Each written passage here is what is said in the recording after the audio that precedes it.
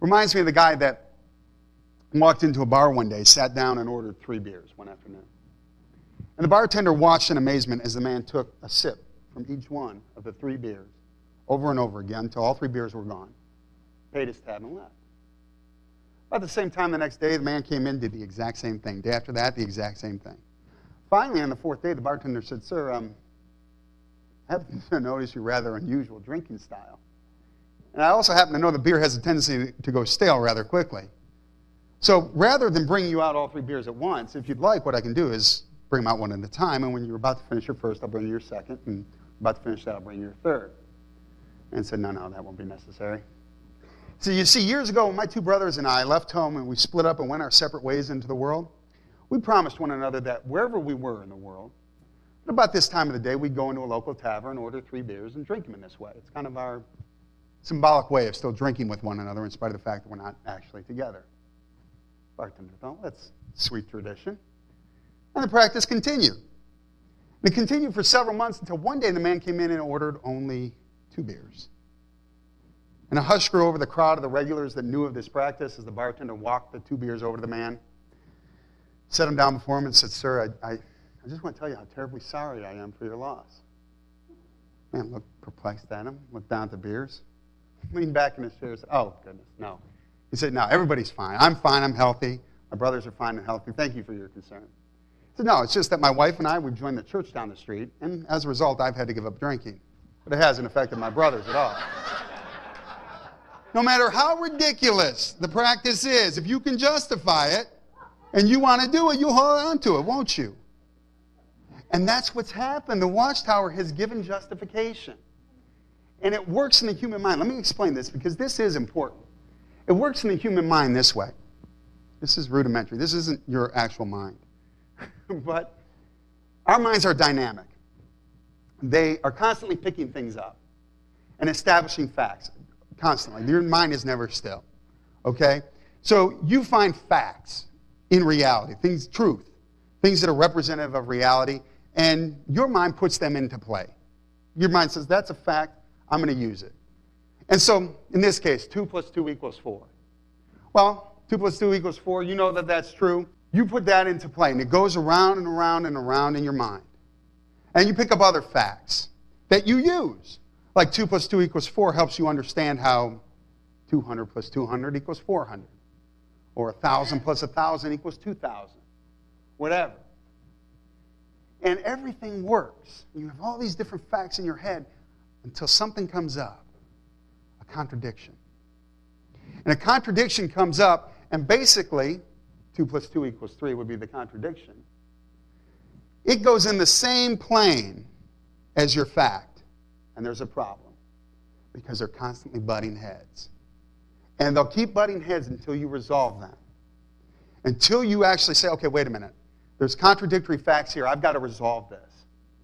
And your mind will say, okay, well, I've got 2 apples. I add 2 apples. There's 4 apples. I've resolved it. 2 + 2 does not equal 3. It equals 4. And then 2 + 2 = 3. That disappears. Okay, you've established something is non-factual. However, if you don't, what happens is your mind, after beating and beating and beating away, it finally locks up. And you come to a point of cognitive dissonance. Now, what cognitive dissonance is it's when your mind realizes, and a lot of you former Jehovah's Witnesses have experienced this, when your mind realizes that something that you have accepted as true is not actually true. And your mind forces a resolution.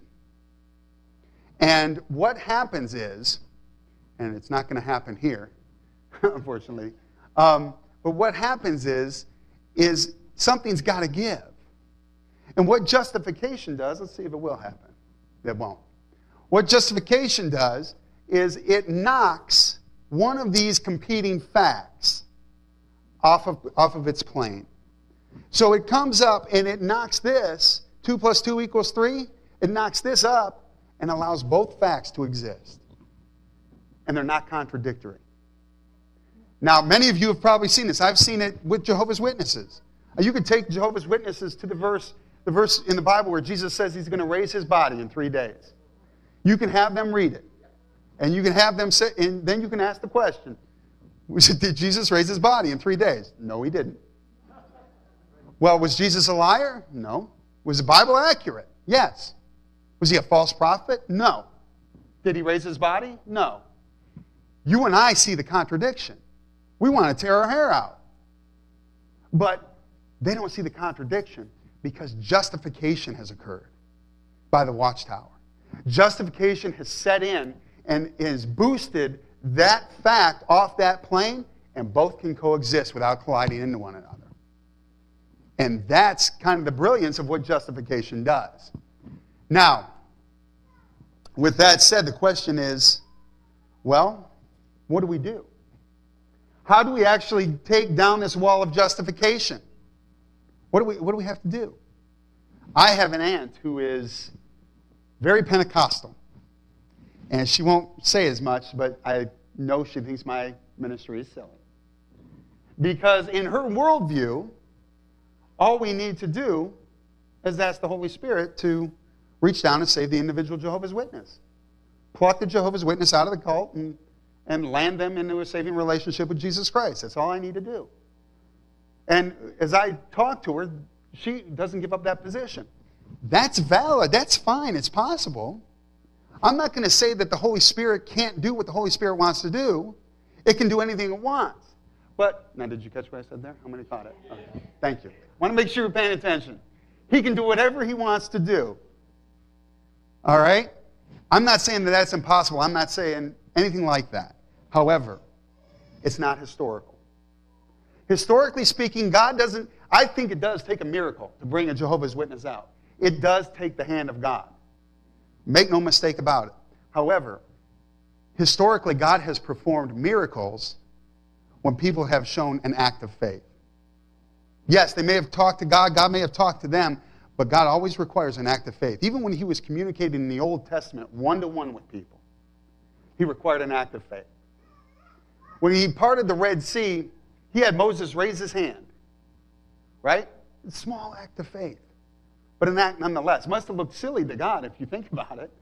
I mean, if you think of God's perspective, perhaps from the air, Moses holding up his hand and maybe the staff and thinking he's actually doing something almost. It must have been silly, but it was an act of faith. When David stood before Goliath, David could have just walked up and expected God to strike Goliath dead. An aneurysm, a heart attack, something like that. But no, David went and he was determined to do an act of faith. He said, well, I'm going to pick up a stone and I'm going to take my shot here. And God blesses our efforts. And in this particular case, we're not really talking about a stone. We're talking about something like Jericho, right? I mean, we need the walls to come down. And Joshua could have walked up to Jericho and he could have just marched around and waited for God to do something, but God told him specifically what he wanted done, and he did it. And eventually he blew the trumpet. And eventually the walls did come down, but again, it was an act of faith. And we need to be prepared for this.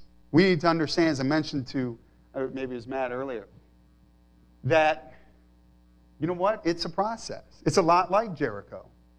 You might be there on day 1 of walking around Jericho. You might be there on day 7 when the walls come down. But we all got to do our part. And that's what I want to talk about. Now, this is a very,